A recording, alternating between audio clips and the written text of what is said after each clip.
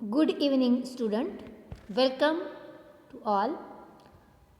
In last lecture, we have discussed seed dormancy, different types of seed dormancy, then advantages and disadvantages of seed dormancy. Today's lecture, we are going to discuss the different methods of breaking seed dormancy can be grouped under the three categories as given below. आता आपल्याला आजच्या लेक्चरमध्ये काय पाहायचं आहे तर आपण मागील लेक्चरमध्ये जे सीड डॉर्मन्सी त्याची डेफिनेशन आणि त्याचे एकूण 5 प्रकार पाहिलेले आहेत. त्याचबरोबर त्याचे ॲडव्हान्टेजेस आणि डिसॲडव्हान्टेजेस पाहिलेले आहेत. तर त्या डॉर्मन्सी कशी ब्रेक करायची किंवा त्याच्या डिफरंट मेथड्स कोणकोणत्या आहेत, पद्धती कोणकोणत्या आहेत त्या आपण आज अभ्यासणार आहे. त्यामध्ये पहिली जी पद्धत आहे किंवा मेथड्स आहे ती आहे स्कॅरिफिकेशन. स्पेलिंग पहा, SCARIFICATION,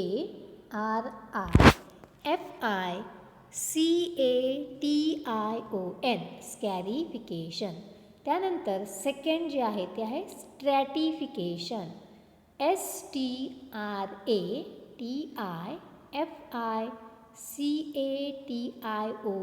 स्ट्रॅटिफिकेशन. आणि तिसरी जी मेथड आहे ती आहे यूज ऑफ केमिकल्स. तर पहिल्यांदा आपण पहिली मेथड पाहणार आहोत, scarification. It is the procedure of weakening or softening the seed coat by physical or chemical treatment. स्कॅरिफिकेशन म्हणजेच काय तर यामध्ये जो काही सीड कोट आहे वरचं त्याचं आवरण आहे तर त्याला आपण वीक करायचं, कमकुवत करायचं किंवा सॉफ्ट करायचं, मऊ करायचं आहे. कशाने करायचं आहे तर बाय यूजिंग द फिजिकल और केमिकल ट्रीटमेंट. फिजिकली आपण करू शकतो किंवा केमिकल ट्रीटमेंटचा वापर करून त्याचं जे सीडकोट आहे वरचं आवरण आहे ते आपण वीक करू शकतो किंवा सॉफ्ट करू शकतो. यामध्ये बघा वेगवेगळे मुद्दे दिलेले आहे. यामध्ये कशा प्रकारे केमिकल ट्रीटमेंट आपण देऊ शकतो तर त्यामध्ये pre chilling of seed, pre drying of seed, pre washing of seed, pre soaking of seed and rubbing of seed on the hard surface. आता यामध्ये प्री चिलिंग म्हणजे काय तर सोईंग करण्याच्या आधी त्याचं जर डॉर्मन्सी असेल, डॉर्मन्सी पिरियड असेल तर त्याला काही कालावधीसाठी थंड वातावरणामध्ये किंवा थंड तापमानाला ते ठेवायचं आहे. प्री ड्राईंग म्हणजे काय तर सोईंग करायच्या आधी त्यातलं मॉइश्चर असेल काही प्रमाणात कमी करायचं आहे, ड्राय करायचं आहे. प्री वॉशिंग असेल तर त्याच्यावरचं जे काही आवरण आहे किंवा त्याच्यावर काही मायक्रो ऑर्गॅनिझम असतील किंवा त्याचा सीडकोट लेअर असेल तर ते वॉश करायचं आहे. प्री सोकिंग म्हणजे काही कालावधीसाठी त्याला सोक करून ठेवायचं आहे, भिजवून ठेवायचं आहे. आणि rubbing of the seed on the hard surface म्हणजे काही जे बियाणे आहेत की जे उगवून येत नाही लवकर मग त्यांना आपण रबिंग करतो. ज्यामध्ये एक्झाम्पल आपल्याला सांगता येईल कोथिंबीर म्हणजेच धन्याची लागवड आपण जेव्हा करतो तेव्हा एखाद्या हार्ड सरफेसला आपण त्याला रब करतो आणि नंतर त्याची सोईंग करतो. तर याला आपण म्हणणार स्कॅरिफिकेशन. ठीक आहे. It is the procedure of weakening और softening the seed coat by physical और केमिकल ट्रीटमेंट. ठीक आहे. त्याच्यामध्ये प्री चिलिंग ट्रीटमेंट और pre chilling of seed, pre drying of seed, pre washing of seed, pre soaking of seed and rubbing of seed on hard surface. त्यानंतर दुसरा आपण पाहूया stratification. It is the procedure of treating seed at suitable low temperature or alternating temperature which promotes the physiological changes in embryo leading to germination. It is commonly used in crop like cherry, mustard, etc. आता ह्याच्यामध्ये बघा काय म्हटलेलं आहे, it is the procedure of treating the seed. यामध्ये आपण जे काही बियाणे आहे त्याला ट्रीटमेंट द्यायची आहे. कशी ट्रीटमेंट द्यायची आहे? ॲट सुटेबल लो टेम्परेचर, कमी तापमानाला, किंवा ऑल्टरनेटिंग टेम्परेचर, किंवा त्याला जे तापमान सूट होते त्या तापमानाला आपण देऊ शकतो. त्याच्यामुळे काय होणार? Which promote the physiological changes in embryo. तर त्याच्यामध्ये काही फिजिओलॉजिकल चेंजेस किंवा काही एम्ब्रिओमध्ये चेंजेस होणार आहेत, बदल होणार आहेत, लीडिंग टू जर्मिनेशन. कशाशी रिलेटेड? तर जर्मिनेशनशी रिलेटेड, त्याच्या उगवण शक्तीशी रिलेटेड. आणि हे कशामध्ये, कुठल्या पिकांचं एक्झाम्पल दिलेलं आहे? तर चेरी असेल किंवा मस्टर्ड म्हणजे मोहरी असेल, तर याच्यामध्ये आपण स्ट्रॅटिफिकेशन करू शकतो. ठीक आहे, सुटेबल लो टेम्परेचर, इतकं लक्षात ठेवा. त्याच्यानंतर तिसरं आहे use of chemicals and growth regulators. Germination substratum is saturated with a solution of 0.2% potassium nitrate to break dormancy of tomato, rice, chilli seed etcetera. आता याच्यामध्ये काही केमिकलचा किंवा काही ग्रोथ रेग्युलेटरचा आपण वापर करतो. मग याच्यामध्ये जर्मिनेशन सबस्ट्रॅटम जे असेल किंवा जे सोल्युशन असेल, तर त्याच्यामध्ये पोटॅशियम नायट्रेट असेल, त्याचं प्रमाण आहे 0.2%. याचा वापर आपण त्याची डॉर्मन्सी किंवा त्याची सुप्तावस्था ब्रेक करण्यासाठी वापरू शकतो. मग कुठले क्रॉप आहे? तर जसं टोमॅटो आहे, राईस आहे म्हणजे भात आहे, किंवा चिली सीड्स आहे, तर याच्यामध्ये अशा केमिकलचा वापर आपण करू शकतो. In crop like gladiolus, thiourea is use to break a dormancy. आता याच्यामध्ये ग्लॅडिओलस क्रॉप आहे, याच्यामध्ये थायोरिया याचा वापर करून आपण डॉर्मन्सी त्याच्यामधली ब्रेक करू शकतो किंवा सुप्तावस्था आपण नष्ट करू शकतो. Gibberellic acid is use to break dormancy in wheat, oat etcetera. यामध्ये सुद्धा जिब्रॅलिक ॲसिडचा वापर करून आपण गहू असेल किंवा ओट्स असेल याच्यामधली डॉर्मन्सी ब्रेक करू शकतो. तर या स्लाईडमध्ये पहा, आपण 2 पॉईंट्स पाहिलेले आहेत. स्ट्रॅटिफिकेशन थोडक्यामध्ये कसं लक्षात ठेवायचं? तर स्ट्रॅटिफिकेशन यामध्ये सीडला आपण ट्रीटमेंट देतो आहे लो टेम्परेचरची, आणि त्याच्यामध्ये ट्रीटमेंट दिल्यानंतर काही चेंजेस किंवा काही बदल त्याच्या एम्ब्रिओमध्ये होतात का, लीडिंग टू जर्मिनेशन, जर्मिनेशनशी रिलेटेड, त्याला आपण स्ट्रॅटिफिकेशन म्हटलेलं आहे. आणि केमिकलमध्ये याच्यामध्ये एक्झाम्पल दिलेले आहेत काही, जसं टोमॅटो आणि राईस याच्यामध्ये जर असेल तर आपण पोटॅशियम नायट्रेट वापरतो आहे, ग्लॅडिओलसमध्ये असेल तर थायोरिया वापरतो, आणि जर व्हीट आणि ओटमध्ये असेल तर आपण जिब्रॅलिक ॲसिड वापरतो. ठीक आहे, तर आपण 3 मेथड्स पाहिलेले आहे की ज्या पद्धतीमुळे आपण डॉर्मन्सी सीडची ब्रेक करू शकतो. ठीक आहे, आता त्याच्यानंतर आपण पुढचा मुद्दा पाहणार आहोत, seed testing. Germination test. The object of germination test is to determine the actual planting value of the seed. Object of seed germination test is to determine the actual planting value of the seed. Germination टेस्टिंगचा अर्थ काय किंवा काय सांगता येईल?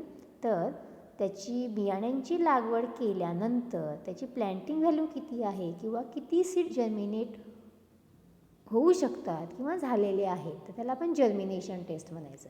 आता ही जी germination taste आहे ती आपण वेगवेगळ्या पद्धतीने करू शकतो. यामध्ये दिलेलं आहे मेथड्स ऑफ जर्मिनेशन टेस्टिंग.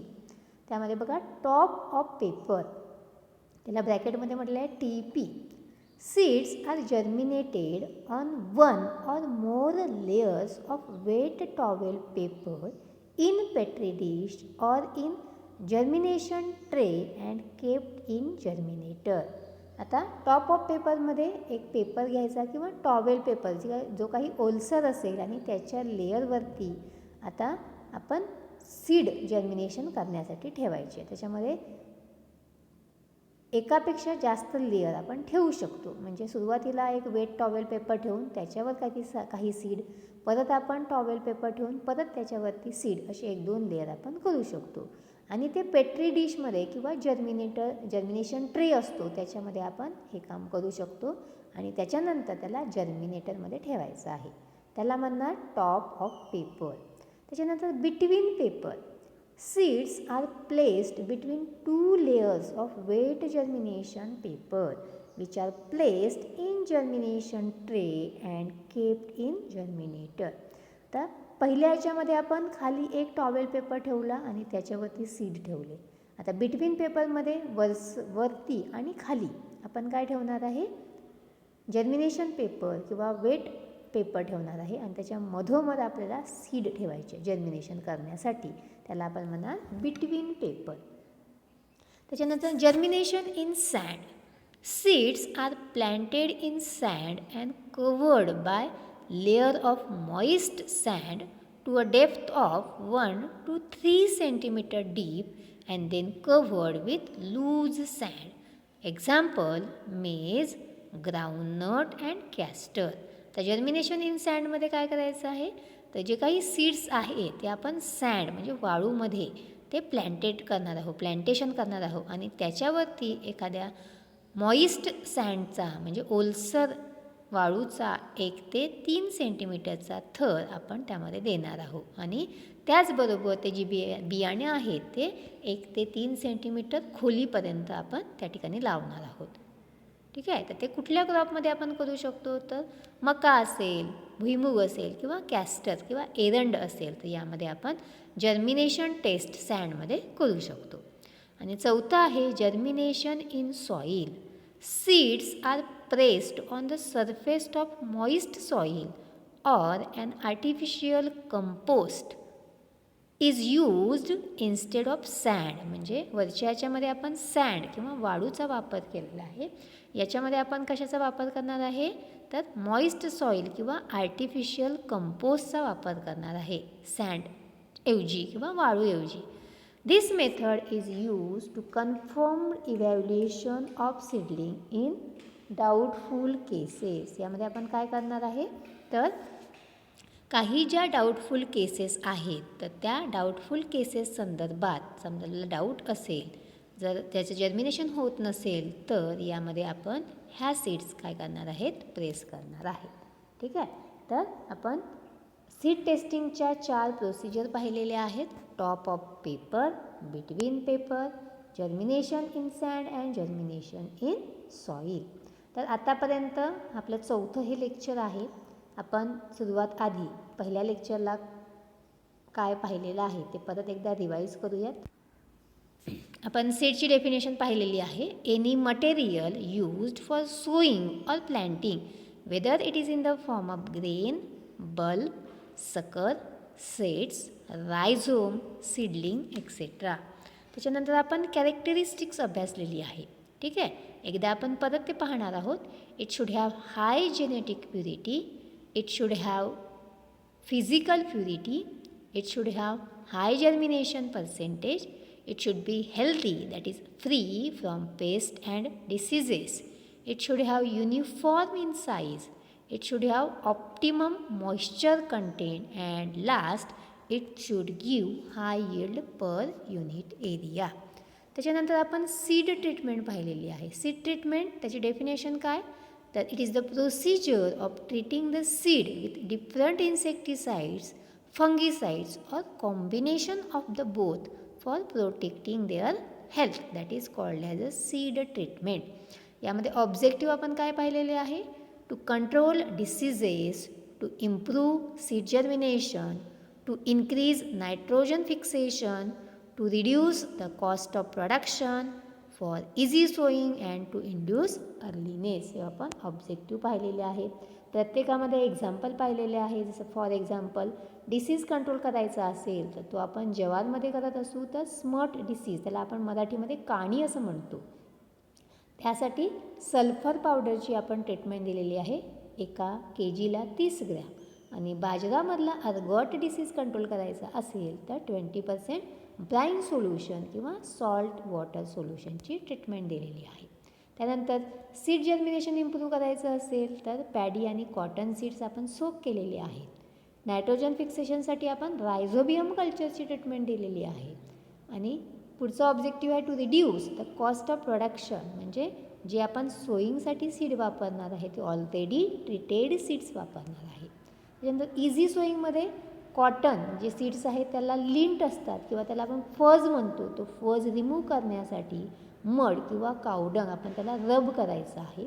आणि इंड्यूस अर्लीनेसमध्ये आपण वर्नलायझेशन ट्रीटमेंट, त्याला अंडरलाईन करायचं, vernalisation treatment to reduce the duration of the crop. ठीक आहे, हे आपण पाहिलेलं आहे. त्याच्यानंतर टाईप्स पाहिलेले आहेत सीड ट्रीटमेंटचे, सीड डिसइन्फेक्शन, डिसइन्फेस्टेशन आणि प्रोटेक्शन.